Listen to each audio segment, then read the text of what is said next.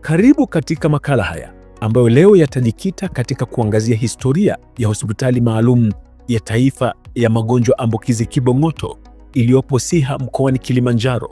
Ilikotoka, ipo wapi kwa sasa na inaelekea wapi siku za usoni?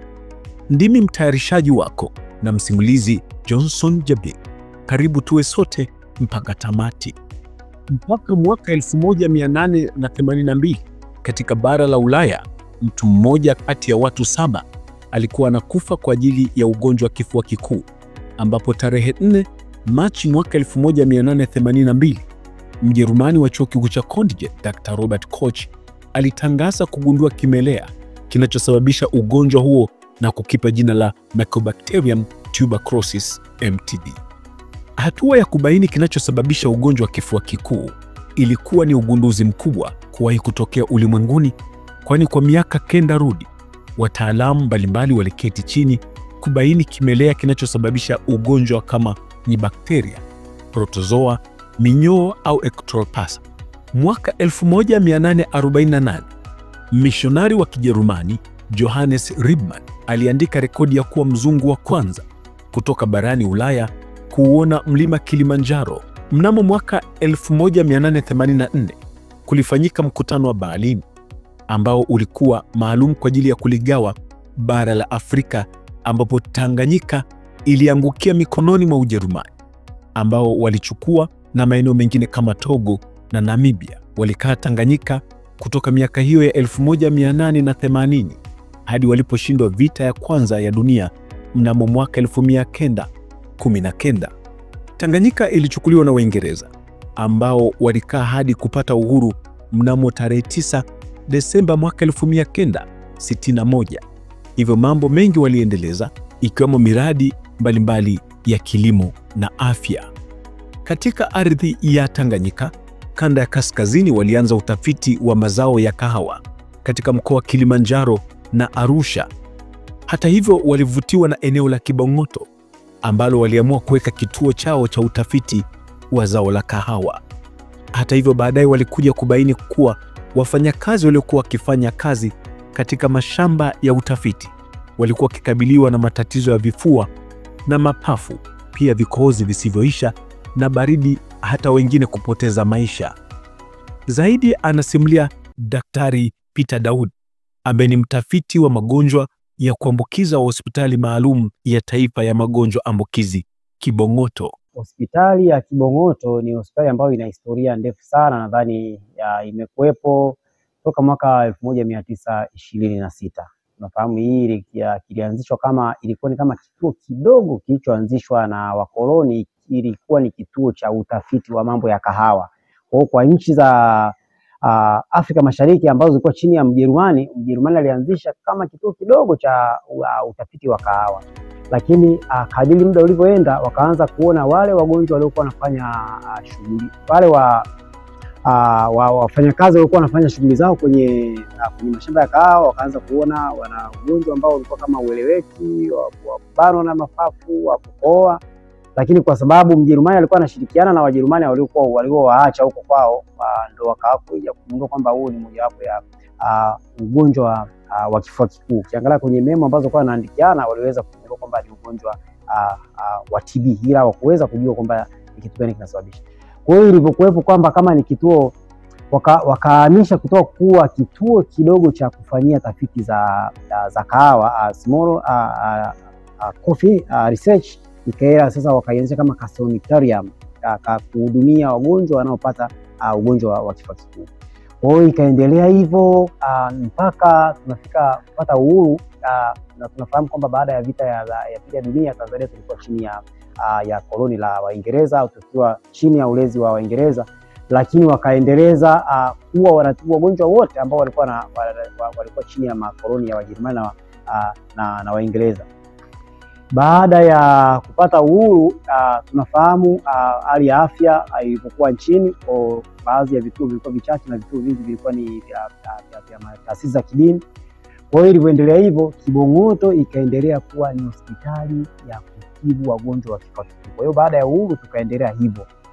Wakati inaanzishwa kama sanatorium ya Kibong'oto, Mnamo mwaka 1926, Dr. Norman Davis aliweka rekodi ya kwanza ya kuwa mganga mfawidhi akifuatiwa na Dr. Allen Yatera. Mnamo mwaka 1978, Dr. John Jacob Kifaruka alikuwa mganga mfawidhi hadi mwaka 1986. Kisha Daktari James Salekwa alihudumu katika wadhifa huo hadi mwaka 1992. Dr. Cuthbert Kiwia alishika wadhifa huo hadi mwaka 1998. Daktari Liberate John Mlea ambaye alihudumu kwa miaka 10 hadi mwaka 2014, akiweka rekodi ya kwanza tangu Tanganyika ipate uhuru kuwa mganga mfawidhi aliyekalia kiti hicho kwa muda mrefu. Daktari Riziki Kisonga aliushika kwa miaka 7 hadi tarehe 14 Oktoba mwaka 2021 pale Daktari Leonard Subi alipokabidhiwa hadi sasa akiwa katika wadhifa wa mkurugenzi mtendaji wa hospitali hiyo maalum ya taifa ya magonjwa ambukizi Kibong'oto. Jambo la msingi katika hospitali yetu ni kwamba hii ni hospitali ya kihistoria, kwa sababu ni moja ya chimbuko la sayansi ya matibabu ya ugonjwa wa kifua kikuu nchini. Mwaka 1926 ndio ilianza kama hospitali, ambapo ilianza sasa kama kituo cha kutenga wagonjwa wa kifua kikuu. Lakini mwaka 1952 ikapandishwa hadhi kuwa hospitali kamili ya taifa ya kifua kikuu. Na ikumbuke kwamba ilichukua takriban miaka 60 kugundua dawa za kutibu kifua kikuu tangu vimelea vya kifua kikuu vilivyogundulika mwaka 1882 na mwanasayansi mahiri wa Kijerumani anaitwa Robert Koch. Mchango wa hospitali maalum ya taifa ya magonjwa ambukizi Kibong'oto baada ya uhuru wa Tanganyika mnamo mwaka 1961 ni mkubwa, hasa ikizingatiwa wakati ule juhudi za kulikabili janga hili la kifua kikuu lilikuwa bado katika kiwango cha chini ikilinganishwa na sasa. Sisi kama hospitali ya Kibong'oto tunayo michango mikubwa sana, na mpaka sasa tunaitwa hospitali maalum ya taifa ya magonjwa ambukizi Kibong'oto. Hii ni kufuatia tangazo la serikali namba 828 la Novemba mwaka 2010, ambapo tulitangazwa kuwa hospitali maalum ya taifa ya magonjwa ambukizi. Na kwa muda mrefu tumekuwa tukitoa huduma za kimatibabu, hususan matibabu ya kibingwa, hususan katika magonjwa ya kifua kikuu. Lakini tangu tutangazwe sasa, tumepanua wigo na kuyafikia magonjwa mengineyo.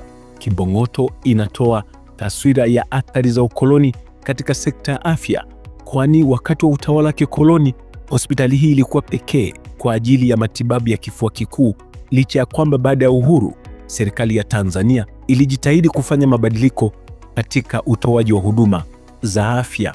Mtafiti wa magonjwa ya kuambukiza wa hospitali maalum ya taifa ya magonjwa ambukizi Kibong'oto, Daktari Peter Daud, anatupitisha katika eneo la vifaa na rekodi mbalimbali ambazo zilikuwa zikitumika wakati huo kabla ya mabadiliko makubwa yaliyofanywa na serikali ya Tanzania. Mbele yenu vitu mnavyoviona, hizi ni marekare au ni sehemu ya kumbukumbu ya historia ya hospitali ya Kibong'oto. Kama tunavyofahamu, hospitali imekuwepo tangia mwaka 1923 ikiwa inatoa matibabu ya kifua kikuu, ina maana kabla ya uhuru. Kwa hiyo hapa vitu mnavyoviona hivi ni baadhi tu ya kumbukumbu za wagonjwa vinavyoonyesha taarifa za wagonjwa waliowahi kutibiwa hapa, kama inavyoonekana kuanzia mwaka 1923. Na hii hapa ndo register au tunaita leja ya wagonjwa wote ambao walikuwa wanafanyiwa upasuaji. Kama tunavyofahamu, kabla ya dawa kuwepo, hospitali ya Kibong'oto ndio hospitali ya kwanza Tanzania kufanya upasuaji wa mapafu. Kwa hiyo naumu ni mojawapo ya kumbukumbu za wagonjwa waliokuwa wanafanyiwa upasuaji wa mapafu, ikiwa ni moja ya sehemu ya matibabu ya kifua kikuu. Na hii kama inavyoonekana ni miuli ambayo ilikuwa inatumika kwamba mgonjwa alipokuwa akija baada ya kuwa daktari ameweza kumpima kifua chake, alikuwa anagonga muhuri kwenye sehemu alikoandika taarifa zake, lakini na kuonyesha sehemu ambayo imeharibika ya kifua, na hii ilikuwa kwa kadiri anavyoweka kwenye dawa kwa mwendelezo. Inaonyesha kwamba maendeleo, lakini hii ilikuwa inaonyesha toka alipotoka na mpaka mgonjwa anaweza kupona. Pembeni hapa kama tunavyoonyesha, hii ilikuwa ni mojawapo ya kifaa kilichokuwa kinatumika kwenye upasuaji wa mapafu, kwa sababu tunafahamu kwamba wataalamu wa enzi hizo kabla ya uhuru waliokuwepo walikuwa wakijaza hewa kwenye mapafu, kwamba ilikuwa ni tunasema kitaalamu tunasema induced pneumothorax, kwamba unajaza hewa kwa ajili ya kwenda kuua vile vijimfuko ambavyo wadudu wamejificha. Vile vile kama unavyofahamu kwamba upasuaji wa mapafu ni lazima uweze kuchana mbavu. Kwa hiyo hii ni mojawapo ya vifaa vilivyotumiwa enzi za ukoloni kwenye kufanya upasuaji wa mapafu, ikiwa ni sehemu ya matibabu ya kifua kikuu. Kwa kama tunavyoona hapa, hivi ni vifaa vyote ambavyo vilikuwa vinatumika kwenye kufungua mapafu, na hivi vilikuwa ni vya sehemu za kujazia hewa, lakini tunasema ilikuwa ni hewa tiba, kwamba ni ile hewa ilikuwa inapimwa na mitambo kwa ajili ya kuweza kujazia.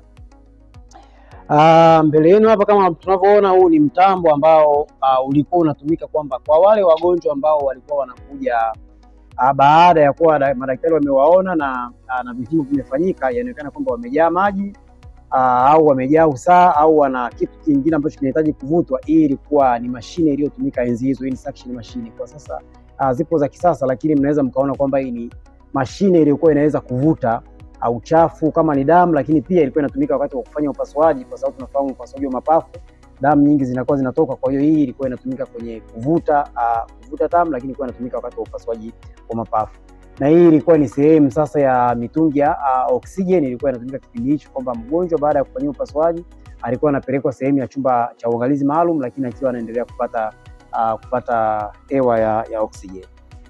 Na hapa hiki mnachokiona kwamba hii kitaalamu tunaita ni diathem au ni mashine ya kuchomelea, na sisi kwenye udaktari tunasema tuna sehemu ambako tunakuwa tunachomelea. Kwa wakati wa upasuaji unapokuwa unafungua kifua, kuna ile mishipa midogo midogo ya damu ambayo inakuwa inavuisha damu. Kwa hiyo ili uweze kuona eneo lako la upasuaji vizuri, hii mashine ndio iliyokuwa inaweza kutumika kuchomelea, au tunasema kwa ajili ya kuziba ile mishipa ya damu isiweze kuchafua lile eneo ambalo daktari anafanyia upasuaji. Kwa hiyo ni mashine ilikuwa ya zamani, lakini ni mashine nzuri sana, na kwa sasa bado inafanya kazi, lakini tuna mashine za kisasa ambazo hatuwezi kutumia hii tena, lakini ndio iliyokuwa inatumika, tunaita diathem machine.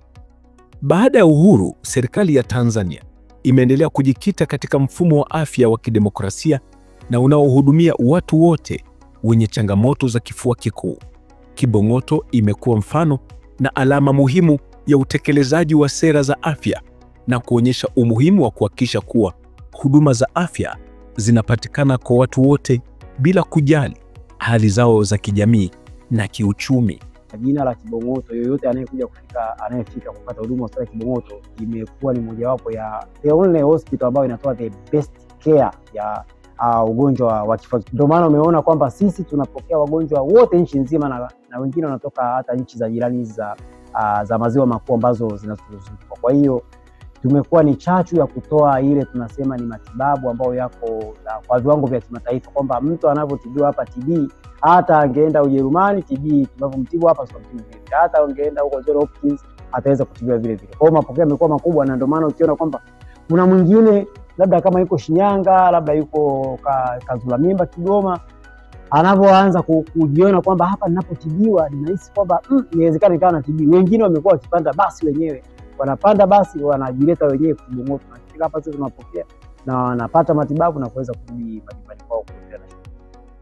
Daktari Peter Daudi, kama mwajiriwa katika hospitali maalum ya taifa ya magonjwa ambukizi Kibong'oto, anafunguka kuhusu namna ambavyo mapambano dhidi ya kifua kikuu katika hospitali hiyo yalivyoacha kumbukumbu isivyofutika katika maisha yake. Pia yameacha matokeo chanya kitaifa na kimataifa. Ilikuwa ni kuhamisha wagonjwa kutoka kwenye matibabu ya sindano kabisa na kuwahamisha kwenye matibabu ya vidonge pekee, kwa sababu tunafahamu hapo zamani tulikuwa tunatumia sindano ilikuwa ni sehemu mojawapo ya matibabu ambao mgonjwa kuna mgonjwa alikuwa anachoma miezi 8, mwingine anachoma zaidi ya miezi 8. Unaweza ukafikiria kwamba kila siku ya Mungu unachoma sindano zaidi ya miezi 8. Ilikuwa sio jambo la kawaida, lakini kutokana na mabadiliko ya kiteknolojia na sisi Kibong'oto tumekuwa ni sehemu ya mojawapo ya kushiriki kwenye mabadiliko. Tuliweza kushiriki kuwahamisha wagonjwa kutoka matumizi ya sindano mpaka tukahamisha kwenye matumizi ya vidonge pekee. Kwa hiyo tumesema ni mojawapo ya jambo lililonifurahisha, na sisi Kibong'oto ilikuwa ni sehemu ya taasisi mojawapo iliyochangia mabadiliko ya kuhamisha wagonjwa kutoka kwenye matumizi ya sindano na kuwahamishia kwenye matumizi ya vidonge pekee. Kwa hiyo ni mojawapo ya mafanikio makubwa ambayo hospitali Kibong'oto imeshiriki huko duniani. Kwa upande wake Daktari Subi anasisitiza kuwa mabadiliko makubwa yanayofanywa hospitalini hapo, ikiwemo kukamilika kwa maabara ya utafiti na teknolojia za afya, unaonyesha juhudi za kujenga uwezo wa utafiti na matumizi ya teknolojia za kisasa katika kugundua na kutibu magonjwa. Sasa nikianza upande wa matumizi ya ardhi, tumeandaa master plan kwamba hii ardhi tunaitumiaje.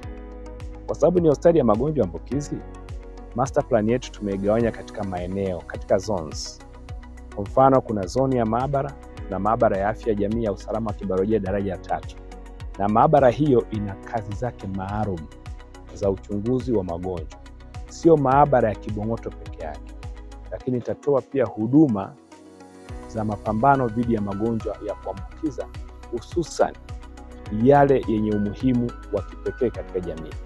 Lakini pia itatoa huduma za uchunguzi wa magonjwa mengine ya tiba haya kawaida, yakiwemo ya kuambukiza na yasiyokuwa ya kuambukiza. Na maabara ile ukiangalia, nafikiri wataalamu wangu watawaambieni zaidi, imejengwa na serikali makusudi, na ndio uwekezaji mkubwa wa maabara katika Jamhuri ya Muungano wa Tanzania, ambayo ina kila kitu kinachotakiwa duniani, kwa maana kwamba inaweza kuchunguza vimelea hatarishi duniani ikiwemo vya Ebola, Marburg na vinginevyo, lakini inatumia teknolojia za kimolekuli katika ugunduzi wa magonjwa, wa vimelea vya magonjwa. Lakini maabara pia hiyo inamwangalia binadamu kama yeye, na pia itatumika kwenye tafiti mbalimbali. Kwa ujumla, Hospitali Maalum ya Taifa ya Magonjwa Ambukizi Kibong'oto inatoa taswira ya mabadiliko katika sekta ya afya, athari za ukoloni na juhudi za taifa katika kujenga mifumo ya afya baada ya uhuru. Pia inasimama kama kielelezo cha historia ya matibabu ya kifua kikuu na mchango wake katika maendeleo ya afya nchini Tanzania. Asante kwa kutenga muda wako kufuatilia makala haya. Ndimi mtayarishaji na msimulizi wako Johnson Jabir. Asante.